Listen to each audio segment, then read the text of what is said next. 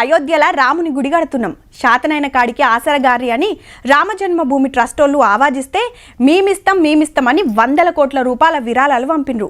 రాముని సేవల మేము సుత భాగం కావాలని కొందరు పాదుకలు చేసి పంపితే కొందరు గంట అగరబత్తి నగలు చేసి పంపినరు. గుడి కట్టుడు పూర్తయి ప్రాణప్రతిష్ఠ జరగబోతుంది కాబట్టి రాముని మీద భక్తిని తీరు రూపాల సాటుకుంటారు భక్తులు.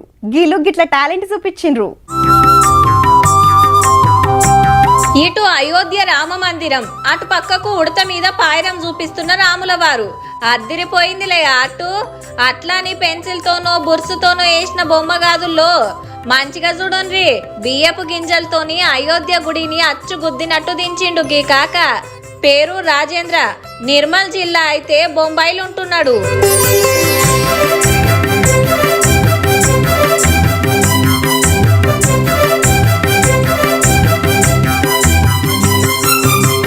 అగో బియ్యపు గింజలను ఒక్కొక్కటి తీసుకుంటా ఎంత ఓపికతోని వేరుస్తున్నాడో. మొదలు అయోధ్య రామ మందిరం బొమ్మ తీసుకొని దాని మీద ఇట్లా బియ్యపు గింజలు వేర్చిండన్నట్టు. పతొక్క గింజ మీద సుత తెలుగు, హిందీ, ఇంగ్లీష్ లా రామనామం రాసిండు. 9 రోజులు చెమట తీసిండట కాక గీ అద్భుతం చేస్తానికి.